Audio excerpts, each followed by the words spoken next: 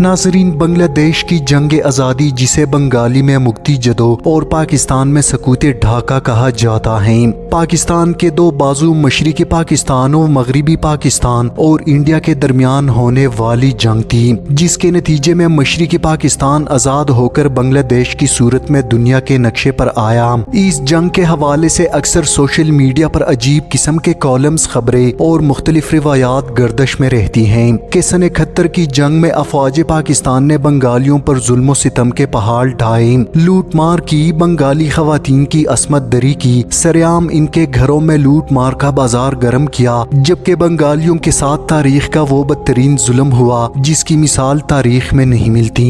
मगर अब सवाल ये है कि इन किस्से कहानियों में कितनी सच्चाई है। आइए तारीख के गर्द आलूद औराक को फिर से पलटने की कोशिश करते हैं। नाज़रीन, आज हम मशरिकी पाकिस्तान की अलहदगी या शिकस्त की वजूहात पर बात नहीं करेंगे, बल्कि वो हकाइक आप तक पहुंचाने की कोशिश करेंगे जिसके बारे में 90% पाकिस्तानी नहीं जानते और ना ही इस बारे में जानने की कोशिश करते हैं। ये बात हकीकत है कि सन 71 की जंग में बंगाली खवातीन की असमत दरी हुई, लूट मार और बंगालियों पर जुल्म के पहाड़ ढाए गए। मगर क्या ये सब पाकिस्तानी अफवाज ने किया या ये सिर्फ इंडिया की साजिश थी और इस घिनौने काम में इंडिया अपनी पूरी ताकत के साथ मैदान में उतरा था। नाज़रीन, कहते हैं कि जंग और मोहब्बत में सब जायज है और इंडिया ने बिल्कुल वैसा ही किया। इंडिया मशरिकी पाकिस्तान को मगरिबी पाकिस्तान से अलग करना चाहता था और इस मकसद के लिए भारत सिर्फ अपनी फौजी ताकत ही नहीं बल्कि हर चाल, हर मक्कारी और बदतरीन प्रोपेगंडे के साथ मैदान में उतरा था। जबकि इंडिया के साथ इस घिनौने खेल में सोवियत यूनियन, आज का रूस भी शामिल था।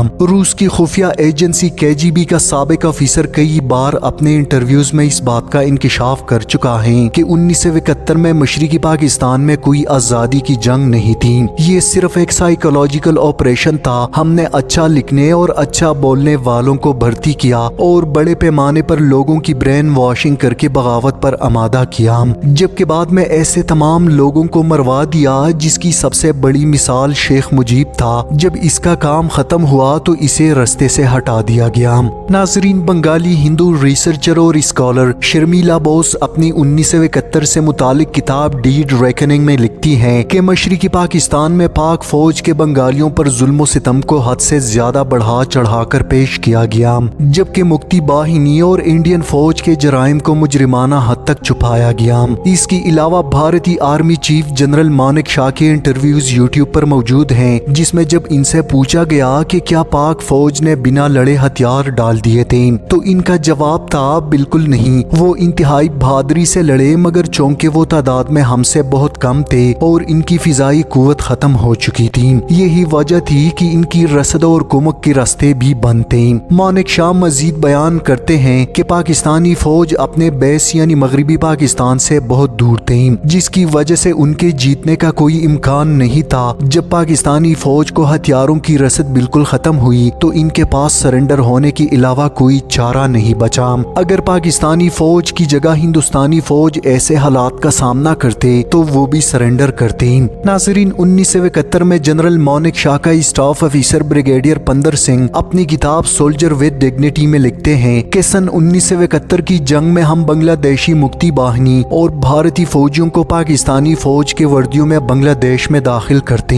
वो वहाँ लूट मार करते और पाकिस्तानी फौज का किरदार बंगालियों की नजर में मशकूक बनाते थे। इस ऑपरेशन में मुक्ति बाहिनी और इंडियन सोल्जर्स ने भरपूर हिस्सा लिया, जबकि इस काम ने आगे चलकर हमें बहुत फायदा दिया। नाज़रीन, ये अल्फाज किसी और के नहीं बल्कि इंडियन ऑफिसर खुद इस बात का एतराफ अपनी किताब में कर चुका है कि मशरिकी पाकिस्तान में बंगाली खवातीन का रेप, लूट मार बांग्लादेशी मुक्ति बाहिनी और इंडियन फौज ने की, जबकि इल्जाम लगाया गया पाकिस्तानी फौज पर। नाज़रीन, इसके अलावा मारूफ रिसर्चर और स्कॉलर कुतुबुद्दीन अजीज अपनी किताब ब्लड एंड टेयर्स में ठोस तारीखी और तस्वीरी हवालाजात के साथ मुक्ति बाहिनी के मजालिम की दास्तान मंजर आम पर ला चुके हैं, मगर इनकी ये किताब हैरत अंगेज तौर पर मार्केट से गायब है। इसके अलावा दिसंबर 2014 को BBC न्यूज की वेबसाइट पर छपने वाली खबर के मुताबिक एक बरतानवी सहाफी ने जब पाक फौज पर बंगालियों के कत्लेआम की दास्तानों को अफसाना करार दिया तो इसको जुर्माने की सजा اطلاع کے ساتھ بنگلہ دیش سے بے دخل کر دیا گیا۔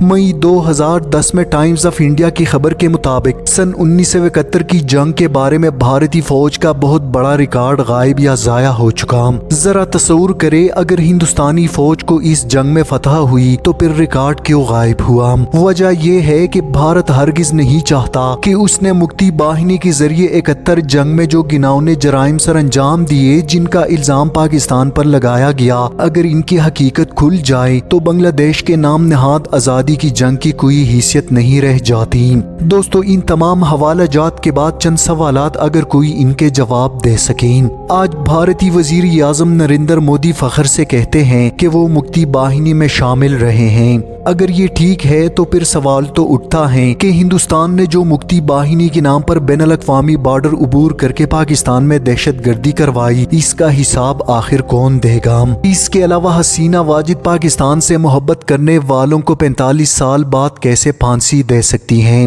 اب سوال تو بنتا ہے کہ گواہ کہاں سے آئے؟ گواہوں کی یادداشت 45 برس بعد اتنی قوی کیسے تھی کہ اس نے مجرم اور جرم دونوں کی شناخت کر لی؟ 45 سال میں تو انسان کا چہرہ سب کچھ تبدیل ہو جاتا ہے، پھر گواہ نے گواہی کیسے اور کس بنیاد پر دی؟ مکتی باہنی کے دہشت گردوں نے جو انسانیت کے خلاف جرائم کیے، ان کو پھانسی کون دے گا؟ بنگلہ دیش میں آزادی کی تاریخ پاکستانی فوج کے آپریشن سرچ لائٹ سے شروع کی جاتی ہے۔ سوال یہ ہے کہ پاک فوج کو آخر اچانک کیا مصیبت آئی تھی کہ اس نے آپریشن سرچ لائٹ شروع کیا؟ یہ کیوں نہیں بتایا جاتا کہ آپریشن سرچ لائٹ اس لیے شروع ہوا کیونکہ اس سے پہلے مکتی باہنی کے دہشت گرد تقریباً 35,000 بنگالی قتل کر چکے تھے، جس کے بعد مکتی باہنی کی سرکوبی کے لیے آپریشن شروع ہوا اور نومبر تک پورے مشرقی پاکستان میں مکتی باہنی پر قابو پا لیا گیا۔ مگر ہندوستان نے جیسی ہی اپنی سرمایہ کاری ڈوبتے دیکھی تو لاکھوں فوج، ٹینکوں اور جنگی جہازوں سمیت مشرقی پاکستان پر بھیج دی۔ یہ 1971 ہی ہے جب مکتی باہنی کے دہشت گرد مشرقی پاکستان کے اخبار مارننگ نیوز کے ایڈیٹر ایم رحمان کو گھر سے اٹھاتے ہیں اور بعد میں ان کی کٹی پٹی لاش ملتی ہے۔ اس قتل کے بارے میں ان کے بیٹے عامر رحمان کا کہنا تھا کہ میرے خاندان اور محلے کے افراد کو، جن میں عورتیں اور بوڑھے شامل تھے، سب کو مکتی باہنی کے لوگوں نے قطار میں کھڑا کیا اور اوپر سے ٹرالر چلا دیا۔ بعد میں نوجوانوں کو قطار میں کھڑا کیا اور ان کے سروں میں گولیاں مارنی شروع کی۔ جب میری باری آنے والی تھی تو ہمیں دور سے پاک فوج کی گاڑیاں آتی نظر آئیں، جس کے بعد دہشت گرد ہمیں چھوڑ کر بھاگ گئے۔ یہ وہی عامر خان ہے جو کئی عرصہ تک کراچی میں رہے۔ ان کا پورا خاندان 1971 میں مکتی باہنی کے ہاتھوں مارا گیا۔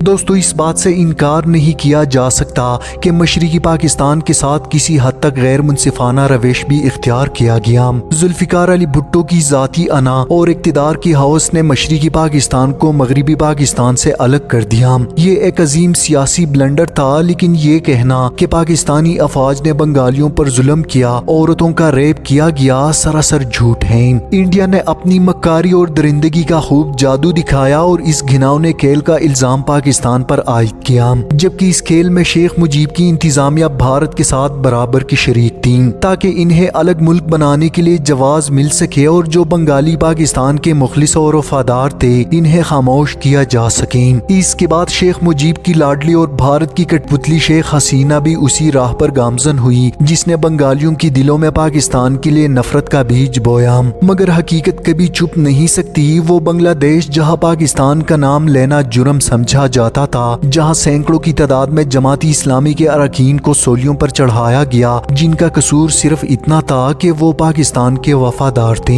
اور شیخ مجیب اور بھارت کے کالے کرتوتوں سے واقف تھے جنہیں چن چن کر مارا گیا۔ ناظرین، آج وقت نے ایک بار پھر کروٹ بدلی ہے۔ شیخ حسینہ کی بادشاہت کا سورج غروب ہو چکا ہے۔ بنگلہ دیش میں بنگالی پاکستانی بھائی بھائی کے نعرے پھر سے گونج رہے ہیں۔ پہلی بار ڈھاکہ سے لے کر چٹاگانگ تک پاکستان اور بنگلہ دیش کے پرچم فضاؤں میں بلند ہو رہے ہیں۔ بنگلہ دیشی آفیشلز، فوجی کمانڈرز اور بیوروکریٹس پاکستان کے دورے کر رہے ہیں۔ پاکستان اور بنگلہ دیش کے درمیان دفاعی اور تجارتی معاہدے ہو رہے ہیں، جبکہ انڈیا سن 71 کی جنگی جرائم کے کاغذات کو آگ لگانے میں مصروف ہے۔ یہ تمام تر حالات اس بات کا ثبوت ہے کہ اب بنگالی حقیقت جان چکے ہیں اور یہ بھی جان چکے ہیں کہ بنگالیوں کا اصل دشمن کون ہے۔